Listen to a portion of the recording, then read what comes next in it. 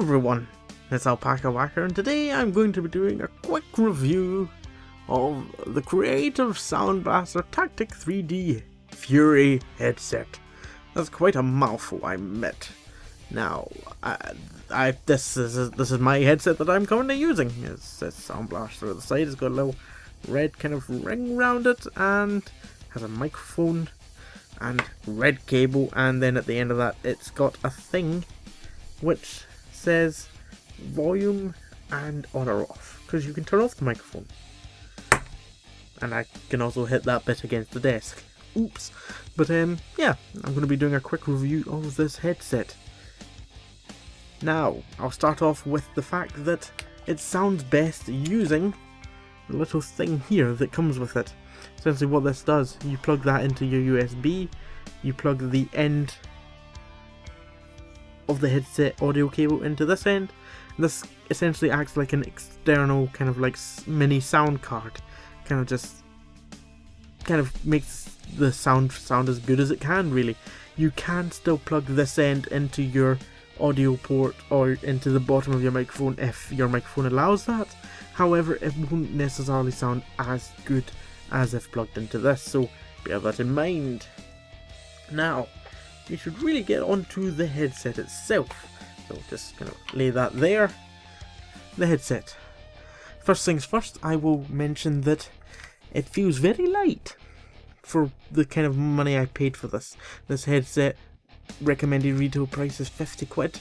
I've checked many websites, that is the kind of price it goes for. Well, kind of 40 to 50 quid, so yeah, I picked it up on Black Friday for half price, so I was pretty happy with that. The thing is, it's quite light, and it does feel a little cheap. That's the only thing I would mention. You're getting brilliant quality of audio coming out of it, I will admit that for the price. However, unfortunately you lose some build quality, and it just kind of feels cheap. I don't want to touch it too much, otherwise I'll break it, and it's the headset I'm using, so I don't quite want to do that. But yeah, it does kind of feel a bit cheap. These pads here, these pads, I think my light's fading from above, so it's difficult to see. I'm going to raise the camera slightly.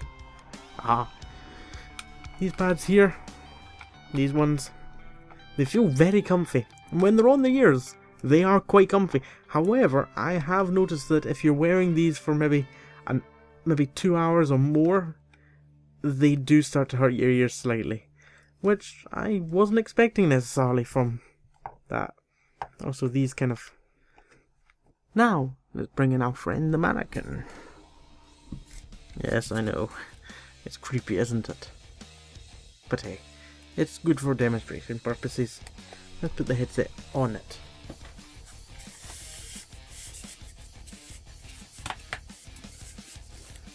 Okay, there we go. Even on it's kind of like with no adjustment on either left or right, it still seems to come down the head quite far. Like the ears kind of finish there and start here, and they're already halfway down the cheek, so I think that's like, I mean, admittedly this head is maybe a little bit smaller than mine, width-wise slightly, but yeah, give or take, even I find it a little bit uncomfortable because these are further down than maybe it should be. Don't know if that's a design flaw or what, but this bit here up here, that's pretty comfy with the... I'm going to move the camera again. Come on, there we go. That's too high. There we go. This bit here is quite comfy, this little pad here. Don't know if you can see it on the camera. That is pretty comfy, but the rest is... Now let's kind of adjust this a little bit more.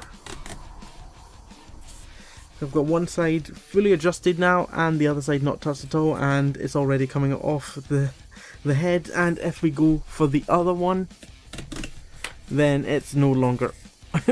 it's well, if we lift it up onto the ears, then really you're going to be using this way if you're wearing a hat. There's enough room there for several hats. I mean, look at that space. You could get several hats in there. Why you would wear a hat, I don't know, but clearly that's what this is designed for.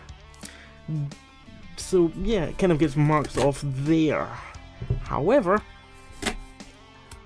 I will admit it has a very nice party piece. which is the microphone, which is, you can, there we go, you can detach it. That's pretty cool. Means that it's no longer getting in the way if you have a condenser microphone. So it gets points for that. The rest of it though, for the price, so-so. Is it worth 40 to 50 quid? Probably not. It's definitely worth the amount that I paid for it, 25. It is worth that amount. But that's not the amount that it usually is. So I would say if you can get this in a sale or pick it up cheap, go for it. I'm talking about the headset, not the Mannequin. That would be weird. But if you can get the headset for around £25, then that's worth it. Any more than that, look elsewhere. Like I said, nice feature, but it doesn't really redeem the rest of the headset. Let's say if I was giving it a score, I would probably give it maybe a 5 or a 6 out of 10.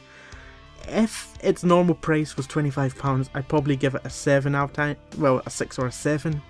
But because it's 40 to 50 quid, I'm definitely giving it a 5. It's so-so.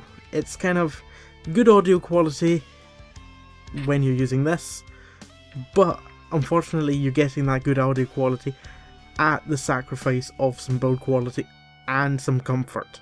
So that is a big thing that you want to kind of take into account when buying this headset. So would I recommend it? No. No, I wouldn't. Not at the full price. At 25 quid like I paid, it's an easier recommendation, but it's, at the end of the day, if I was to recommend this to you and then you complained because you had sore ears because of the whatever these are, I've forgotten the name, it has escaped me, but if you were to complain because of it was uncomfortable, then that I can't really recommend it for that reason. So no, unfortunately I can't really recommend it. That's kind of a shame. Oh well, there should be a review on a Geotech headset in a few days time. Now that I can recommend, so I'll check that out when it comes out. Hopefully that will kind of give you another opinion on a headset of around this price. Anyway, thanks for watching just now, and I will see you next time. Look into its eyes.